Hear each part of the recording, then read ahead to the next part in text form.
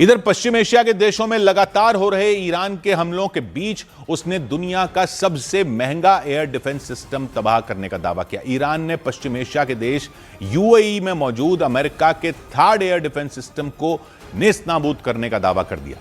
Iran के media के मुताबिक वहां की आईआरजीसी सेना ने यूएई में अमेरिका के अल रुवैस एयरबेस पर अपनी ताकतवर मिसाइलें बरसाईं और वहां पर उसके सबसे महंगे थर्ड एयर डिफेंस सिस्टम को तबाह करने का दावा कर दिया।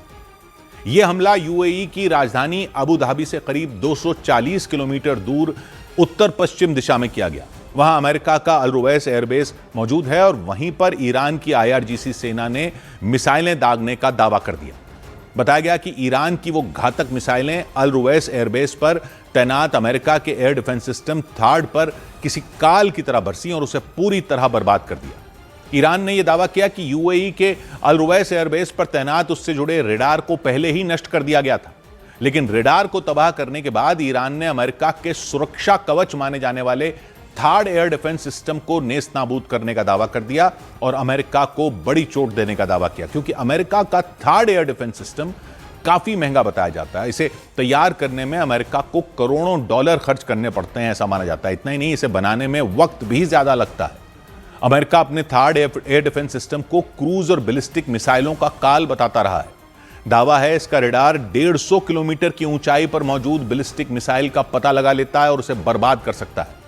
दावा किया जाता है इस सिस्टम के जरिए एक बार में 8 एंटी मिसाइलें दागी जा सकती हैं, ताकि इसलिए ये माना जा रहा है कि ईरान ने यूएई में अमेरिका के अल रुवैस एयरबेस पर मौजूद थर्ड एयर डिफेंस सिस्टम पर हमले का दावा किया और अमेरिका को कमजोर साबित करने की कोशिश की, क्योंकि अमेरिका का थर्ड एयर डिफेंस सिस्टम पश्चिम एशिया में उसके सैन्य ठिकानों की हवाई सुरक्षा के लिए बेहद अहम बताया जाता है। और ईरान के लगातार हो रहे मिसाइल हमलों की वजह से इजरायल में दहशत का माहौल बन गया। ईरान ने इजरायल के तेल अवीव पर मिसाइलों की बौछार कर दी। इस दौरान वहां रहने वाले लोगों को सुरक्षित जगहों पर जाने की हिदायत दी गई। इस बीच न्यूज़ 18 की टीम भी तेल अवीव पहुंची और इस दौरान मिसाइल हमलों से तेल अवीव के कई इलाकों में तबाही देखने को मिली। मिसाइलों की चपेट में आई कई इमारतों को नुकसान पहुंचा। इस बीच एक इमारत पर हुए हमले के बाद वहां सिर्फ मलबा ही मलबा दिखाई दिया। न्यूज़ 18 इंडिया की टीम है रियल ग्राउंड जीरो पर, उस बिल्डिंग के अंदर जहां पर गिरा है ईरान का मिसाइल। तो आप देख सकते हैं क्या तबाही मचाई है मिसाइल अटैक्स ने। यहां पर हमले की वजह से वहां रखी सारी चीजें तहस नहस दिखाई दी। सामान जमीन पर बिखरा नजर आया। इमारत की छतें और खिड़कियां भी टूटी दिखीं। खिड़कियों के शीशे चकनाचूर हो गए। दीवारों में बड़ी बड़ी दरारें नजर आईं।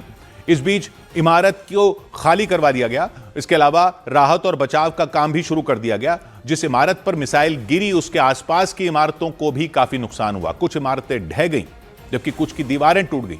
इमारतों में इकट्ठा हुए मलबे को देखकर ऐसा लगा मानो वहां कोई भूकंप आया। और इजरायल की तरफ से लगातार हो रहे हमलों के बीच लोगों को सुरक्षित जगहों पर जाने की चेतावनी दी गई। ताबड़तोड़ हवाई हमलों के बीच लोग अपनी जान बचाने के लिए बंकरों में छिप गए। सायरन्स बज रही हैं और लोग अंदर शेल्टर की तरफ जा रहे हैं और मैं भी अब शेल्टर की तरफ जाने की कोशिश करूंगा। बताया गया कि ईरान की तरफ से एक के बाद एक कई मिसाइलें दागी गईं, जिससे लोगों में खौफ पैदा हो गया। हमलों के बीच सड़कों पर सन्नाटा पसर गया। हर थोड़ी देर पर सायरन बजाकर लोगों को हमले की चेतावनी दी गई ताकि खतरे से बचा जा सके।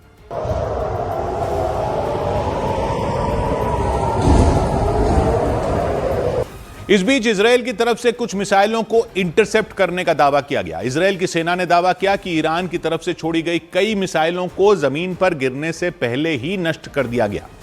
इजरायल के तेल अवीव शहर के अलावा यरूशलेम में भी धमाकों की आवाज से कई इलाके गूंज उठे। यरूशलेम के घनी आबादी वाले इलाकों में मिसाइल गिरने के बाद तुरंत उस इलाके को खाली करवा दिया गया। वहां की सड़कों पर गाड़ियों के आने जाने पर रोक लगा दी गई। साथ ही बचाव का काम तेज कर दिया गया। इस दौरान ईरान की सेना भी अलर्ट मोड में दिखी। ईरान की तरफ से लगातार हो रही एयर स्ट्राइक के बीच कुछ मिसाइलों को इंटरसेप्ट करने का भी दावा किया गया। इजरायल की सेना भी वहां पे अलर्ट दिखी। उधर लेबनान की सरकार ने दावा किया कि इजरायल के हिजबुल्लाह के ठिकानों पर हमलों में 75 लोगों की मौत हो गई। लेबनान की सरकार की तरफ से दावा किया गया कि पिछले 4 दिन में इजरायल की सेना ने हिजबुल्लाह के कई ठिकानों पर हमले किए और उनमें 75 से ज्यादा लोग मारे गए। इसके अलावा लेबनान के अलग अलग इलाकों में 500 से ज्यादा लोगों के घायल होने का दावा किया गया। चरमपंथी संगठन हिजबुल्लाह के खिलाफ हमलों के बीच इजराइल ने लेबनान की राजधानी बेरूत में रह रहे लोगों के लिए चेतावनी जारी कर दी। उन लोगों को इलाका खाली करने के लिए कह दिया गया। इस चेतावनी के बाद आशंका जताई गई कि इजराइल की फौज ने बेरूत में बड़ा हमला करने की योजना बना ली। यूएई ने दावा किया कि ईरान की तरफ से उस पर 7 बैलिस्टिक मिसाइलें और 131 ड्रोन से हमला किया गया। हालांकि उसकी सेना ने 6 बैलिस्टिक मिसाइलों को हवा में ही नाकाम कर दिया। साथ ही 131 ड्रोन में 125 ड्रोन को भी हवा में ही मार गिराया गया।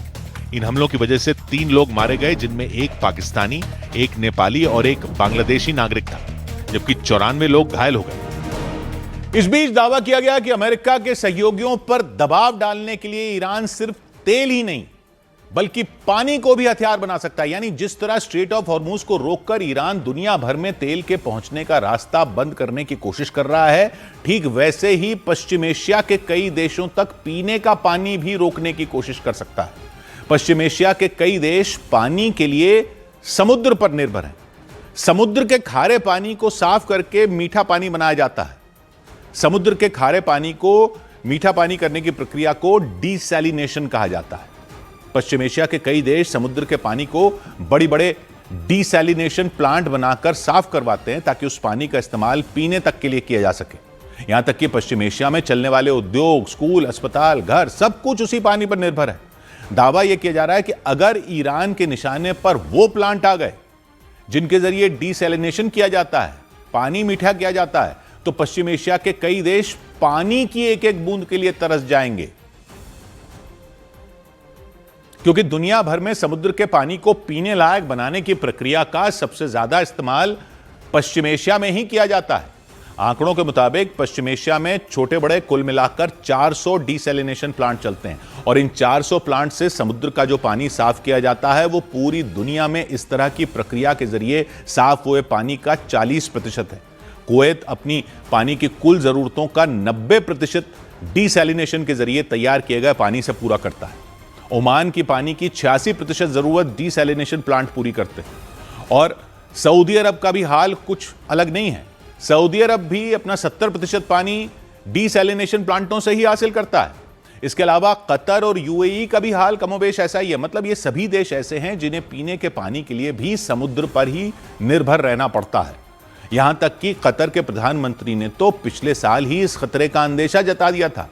पिछले साल जून में जब ईरान और इजराइल के बीच जंग छिड़ी थी, उस वक्त कतर के प्रधानमंत्री ने दावा किया था कि अगर ईरान के परमाणु ठिकानों पर हमले हुए तो वो बदला लेने के लिए खाड़ी देशों का पानी रोकने की कोशिश कर सकता है।